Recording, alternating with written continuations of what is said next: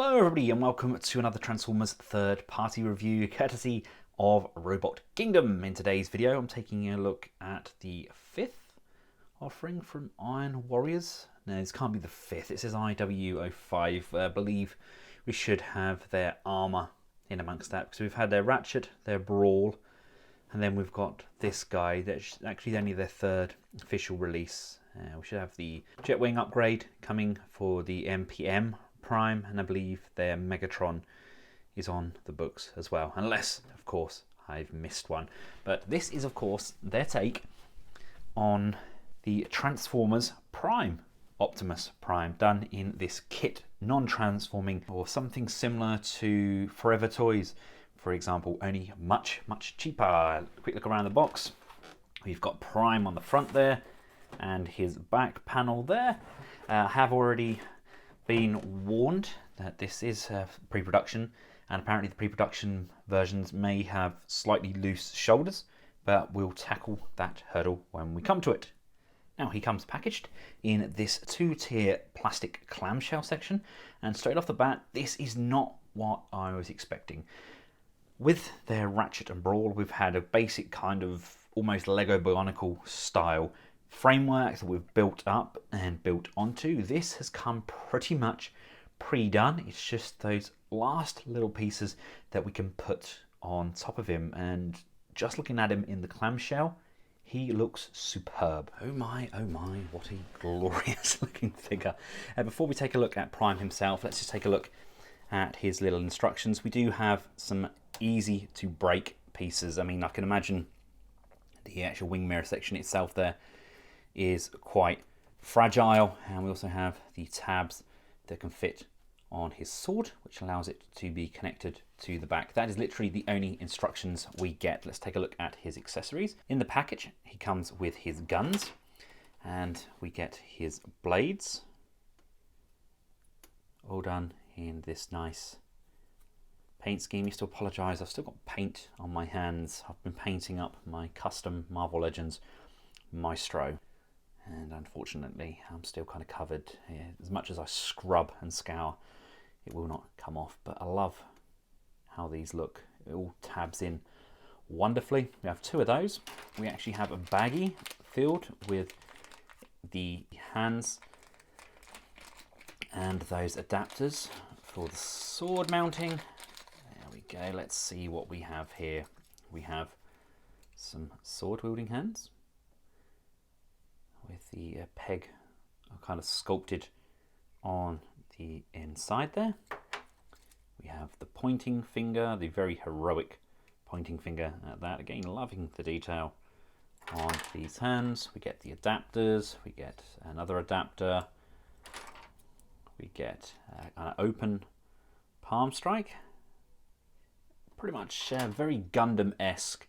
If you like your Gundam figures, these are all kind of fixed into position, these hands, but I'm not opposed to that at all. Again, the same sort of thing as what we've been getting from Iron Factory, so I don't know if they have some relation to Iron Factory or not. And we get the other pointing finger, and we get the other open palm.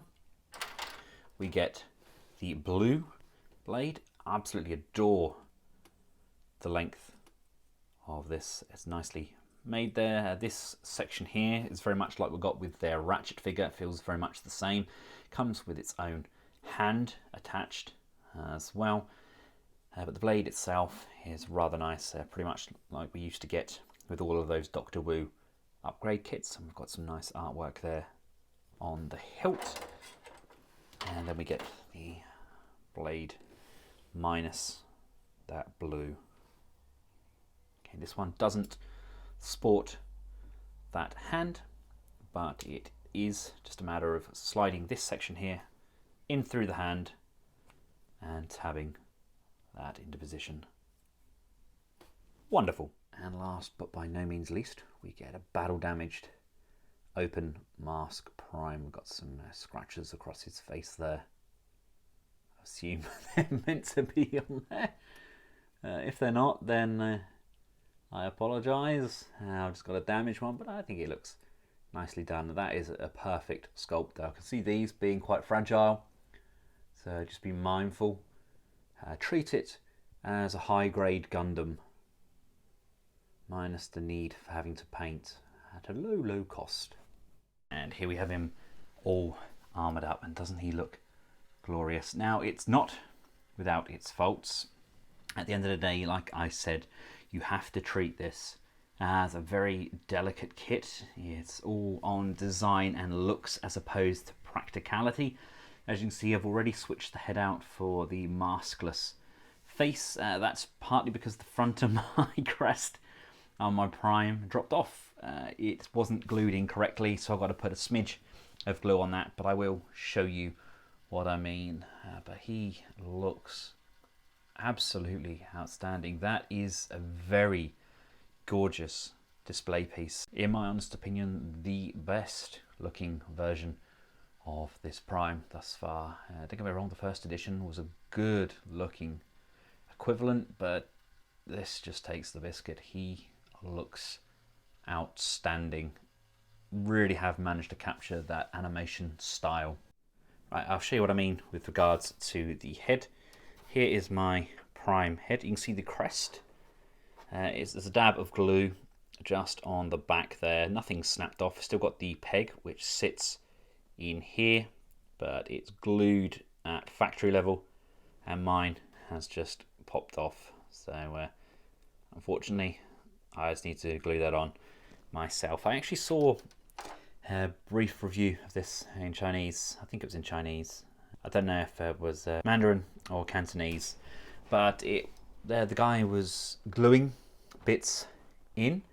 There's nothing that you really need to glue on this. Assuming you can glue everything in just to make sure that things don't pop off, but it's a remarkably tight piece and everything really does kind of sit where it's meant to.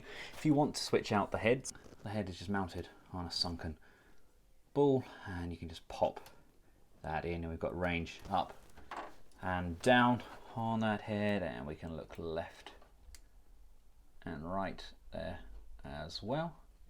And of course we can tilt side to side. Shoulders go inwards and outwards. We can come up and down. We can come out to the side. The shoulder pads hinged as well. Upper bicep rotation, 1, 2. Bends on those elbows. There is waist rotation in there as well. Hindered a little bit by this giant sword that I've got attached to the back. Legs can come forwards, backwards, out to the side. Again, no ratchet joints or anything in here. It's all friction. But that being said, there's no real weight to the figure, so you don't really need ratchet joints. Lovely double jointed bend on those legs. I love the wheels there as well. And we have up and down on those feet. There goes the sword. And we can pivot side to side. The sword is literally, I can't seem to get it to tab in tightly on here. I think I'm probably gonna have to get it to go over this lip here as opposed to these smaller ones, but I'll get that to work. I'll see if I can figure it out. If I have to do an update video, I will, but I don't think you really need me to. I've got to leave something for you all to enjoy. I love the fact he's got a little abdominal crunch in there as well. He's just a very, very good looking figure and makes me extremely excited for their Megatron. Now let's take a look at these hands. The guns can rotate up and down, and if we just give these a little wiggle and a little wiggle just out of base here, we can then pop that back in. We now have space on that hand there. You can either put the blades in, they can just slide up and in like so. I do like how that looks. And again, if we go back to this, we can then put our Prime pointing finger on. I like how this is kind of sculpted to be a hand as well. He really does look like he means business now. Really hope we get more from this line as well. It was a really good line of toys, actually, the first editions, but they are very expensive to purchase again now. Let's give him his sword. We'll bring in the loose hand.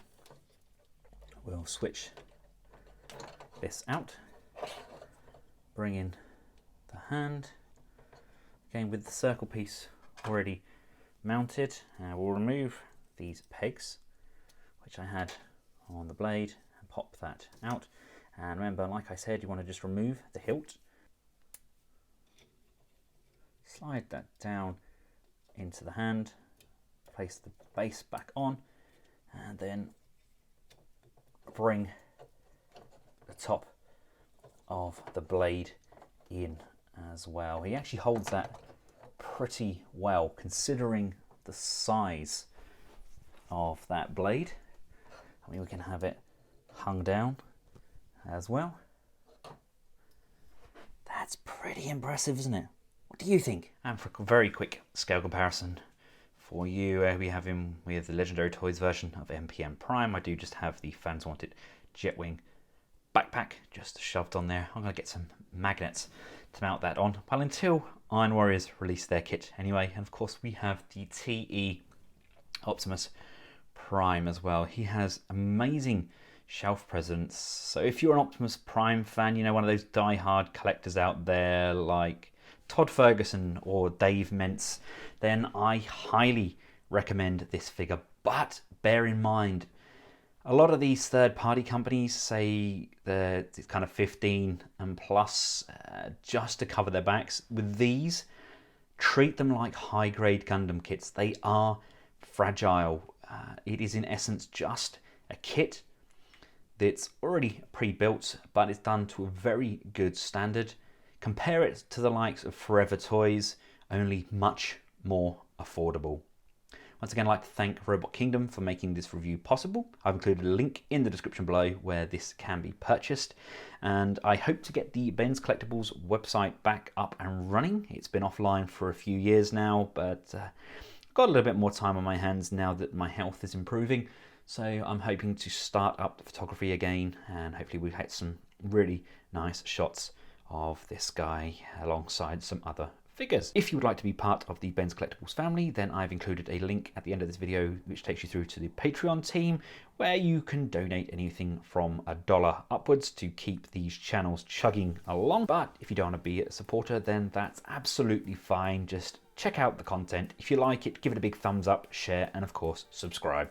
Until next time, from myself and Iron Warriors 05, aka the Transformers Prime, Optimus Prime, goodbye.